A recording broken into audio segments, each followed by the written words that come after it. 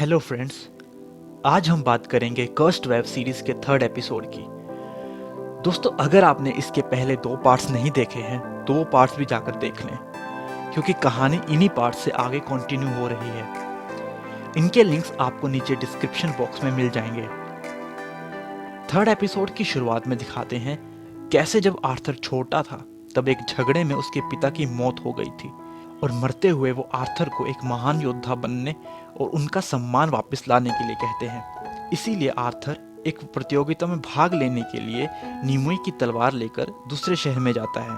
और अब जब सुबह नीमोई उठती है तो उसके सामने एक छोटी लड़की होती है जिसका नाम आयरिस होता है। आयरिस नीमोई से अजीब ढंग से बात करती है, जैसे कि उसे नीमोई पर किसी तरह का शक हो रहा है। आयरिस नीमोई को बताती है कि वो इव्योर मठ में है। तभी वहां पर आर्थर की दोस्त आ जाती है। असल में वो आर्थर की बहन होती है और उसका नाम इग्रेन होता है। आयरिस इग्रेन से नीमोई के बारे में पूछती है कि ये कौन है, तो इग्रेन बोलती है कि ये कोई खास नहीं है और उसे कुछ खाने के लिए किचन में भेज देती है। आयरिस के बाहर जाते ही इग्रेन नीमोई को चांटा मार देती है और उसे बोलती है कि मेरी इजाजत के बिना तुम किसी से बात नहीं करोगे। इसके बाद नीमोई इग्रेन से पूछती है कि उसकी तलवार कहाँ है, तो वो उसे बताती है कि आर्थर उसे ले गया। इसके बाद नीमोई गुस्से में वहां से निकल जाती है। लेकिन जब वो मठ से बाहर निकलती है तो हर तरफ रेड पैलेडिन्स ही होते हैं। वहां पर रेड पैलेडिन्स का लीडर फादर कार्डन भी होता है और उस रेड पैलेडिन को भी उसी मठ में इलाज के लिए लाया जाता है जिसने नीमोई पर जंगल में हमला किया था और उसे नीमोई ने आत्माओं की मदद से जड़ों से बांध दिया था। उस रेड पैलेडिन की हालत बहुत ही खराब होती है और उसके सीने पर कुछ चक्कर घूम रहे होते हैं जो उस तलवार की वजह से हुआ होता है। अब फादर कार्डन शहर के दरवाजे बंद करवा देता है, जिस वजह से नीमोई वहीं फंस जाती है। इसीलिए नीमोई वापस मठ में आ जाती है। यहाँ जब वो एक रूम में होती है तो वहाँ इग्रेन आ जाती है और उसके पीछे पीछे इग्रेन को ढूंढती हुई उस मठ की सबसे बड़ी मैनेजर एबिस नोरा भी आती है। इग्रेन उसे बताती है कि नीमोई कल रात में ही आई है, तो एबिस नोरा नीमोई से उसका नाम पूछती है, तो नीमोई उसे अपना नाम एलिस बताती है। एबिस नोरा नीमोई की तलाशी लेती है कि कहीं उसके फे लोगों की तरह पंख वगैरह तो नहीं है और वो उससे पूछती है कि कहीं वो फे जाति की तो नहीं है, तो नीमोई मना करती है। तो एबिस नोरा उससे पूछती है कि क्या वो पेट से है, तो नीमोई हाँ कर देती है। इसीलिए एबिस नोरा रेड पैलेडिन से बचाने के लिए नीमोई को मठ में छुपाने के लिए तैयार हो जाती है और इग्रेन और एलिस यानी कि नीमोई को हॉस्पिटल में आकर उस रेड पैलेडिन की जान बचाने के लिए कहती हैं, जिसे अभी अभी जंगल से लाया गया है। अब जब वो दोनों हॉस्पिटल में पहुंचती हैं तो वो देखती हैं कि उसकी हालत बहुत ही खराब है और जड़ें उसके अंदर अभी भी हिल रही हैं। उस रेड पैलेडिन का नाम ओडो होता है। इग्रेन ओडो के मुंह के अंदर से एक बड़ी सी जड़ निकालती है और उसका खून रोकने के लिए नीमोई से और पट्टियां लाने के लिए कहती है। जब नीमोई बाहर जाती है तो उसे एक कमरे में फादर कार्डन की आवाज आती है जो जादुई तलवार की बात कर रहा होता है। जादुई तलवार के बारे में सुनकर नीमोई एक सिस्टर से पानी का जग जबरदस्ती ले लेती है और पानी देने के बहाने उस कमरे में चली जाती है। यहाँ फादर कार्डन ये बताते हैं कि वो तलवार ये डिसाइड करती है कि कौन राजा बनेगा।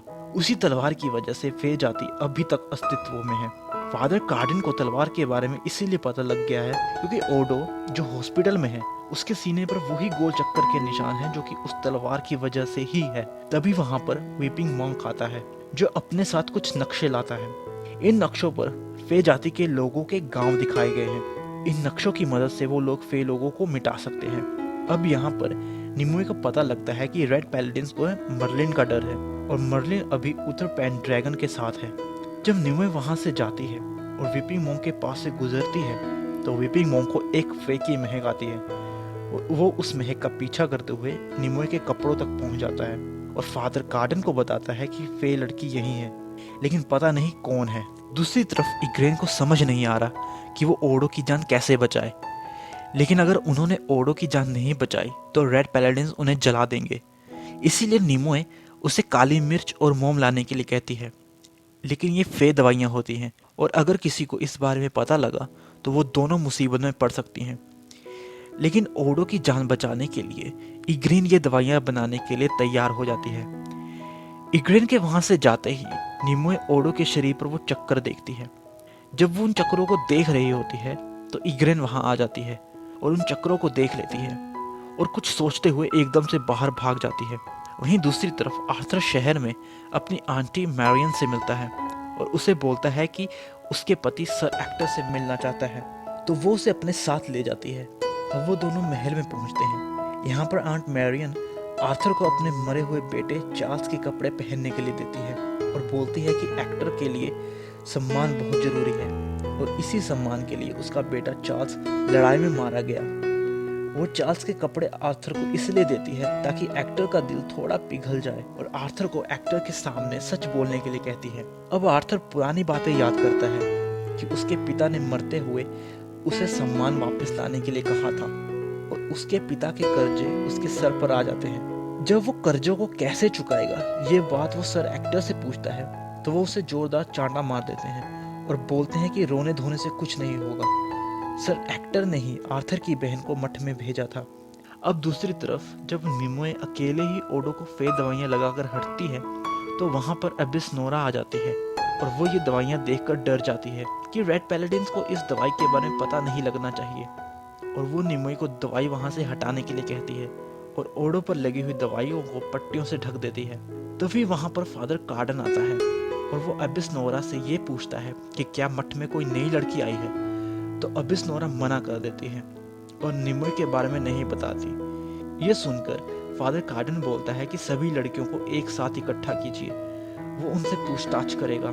इसके बाद अबिस नोरा एलिस यानी कि निमोए को इग्रेन को ढूंढने के लिए भेजती है। जब निमोए इग्रेन को ढूंढने जाती है तो वो देखती है कि इग्रेन एक लड़की को किस कर रही होती है।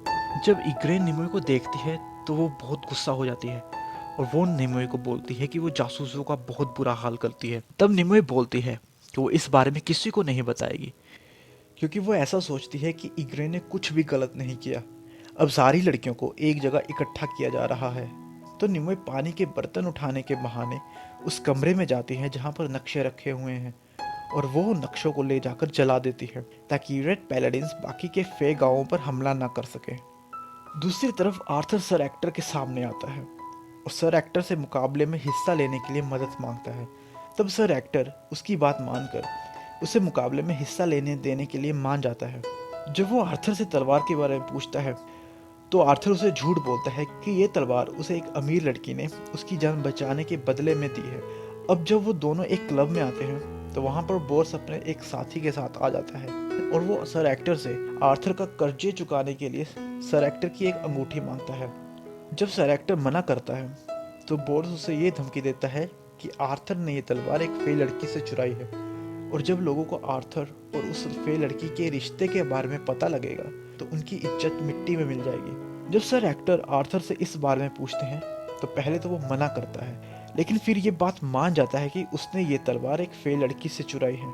ये बात सुनकर सर एक्टर बोर्स को अपनी एक अंगूठी दे देते हैं लेकिन फिर बोर्स उनसे सारी अंगूठियां मांग लेता है।